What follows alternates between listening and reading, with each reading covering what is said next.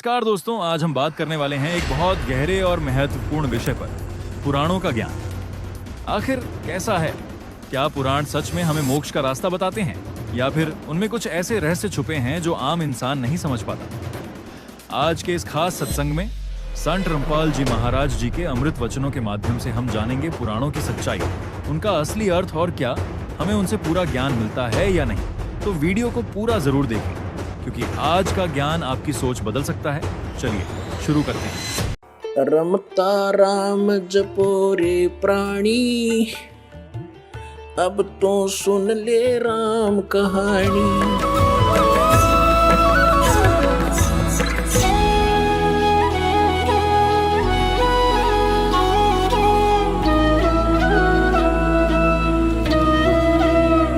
अब इन सदग्रंथों को समझना कोई बालकों का खेल नहीं है।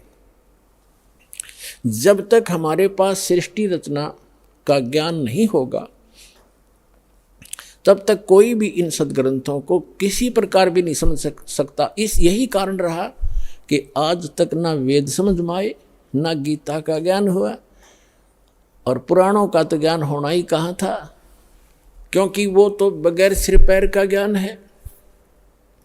बगैर सिर पैर का तात्पर्य ये है कि उसमें जैसे श्री ब्रह्मा जी ने ज्ञान दिया, उस ब्रह्मा जी से ज्ञान प्राप्त हुआ दक्ष आदि ऋषियों को, जो उनके वंशज थे, उसके पुत्र थे। उन दक्ष आदि ऋषियों ने आगे अन्य ब्राह्मणों को, अपने वंशजों को ज्ञान बताया। तो ऐसे चलते चलते ब्रह्मा जी ने जो ज्ञान दिया था उसी में कुछ अपनी अटकल अड़ा के लगा के ये 18 भाग बना दिए पुराण के। और ब्रह्मा जी को आप ही नहीं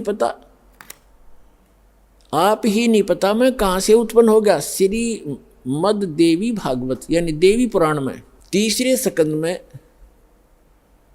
इस ब्रह्मांड की उत्पत्ति का जिक्र है, विवरण है। तो ब्रह्मा जी स्वयं बताते हैं अपने पुत्र नारद जी को कि बेटा नारद, जब मैं उत्पन्न हुआ तो मैं अपने आप को कमल के फूल पर पाया। मुझे नहीं मालूम मेरा कौन जनक है, किसने मुझे यहाँ बैठा दिया, किसने मुझे उत्पन्न किया।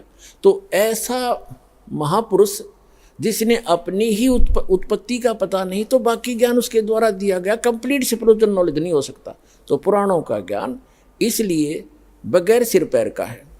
और जो ब्रह्मा जी ने अपने सचेत होने के उपरांत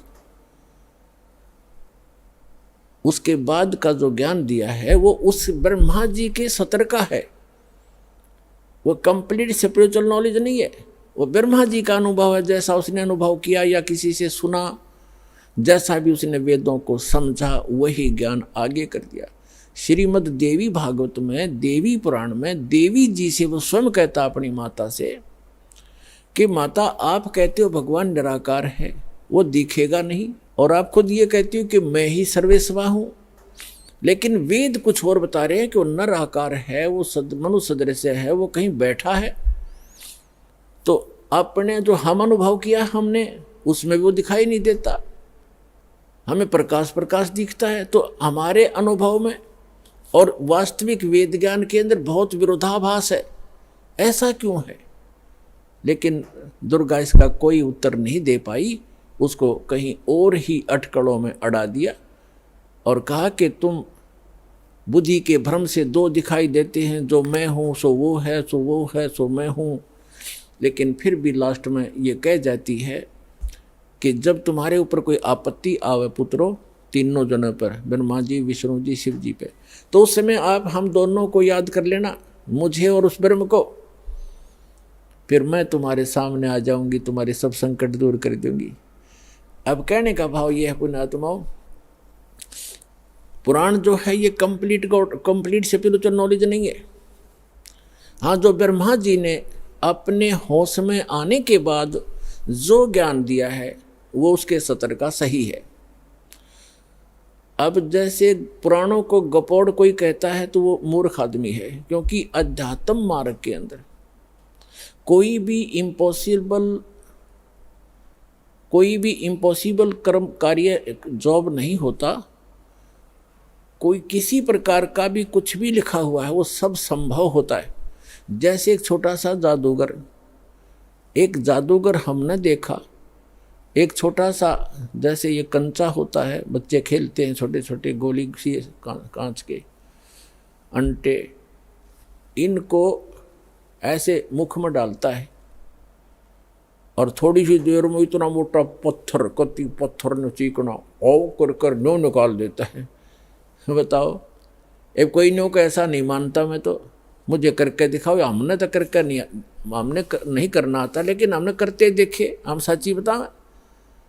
तो इसने कोई नो का झूठ है तो उसकी बुद्धि उसी के सतर की है, मैं नहीं मानता। अब जो कह रहा है उसने कोई बालक है, कोई स्वार्थवश थोड़ा ही कह रहा है। ब्रह्मा जी कोई बालक नहीं था, उसने जो जो भी लीलाएं देखी अपने होश में आने के बाद वो पुराण में लिख दी, और वो सारी जो भी हुई है वो सच्ची है।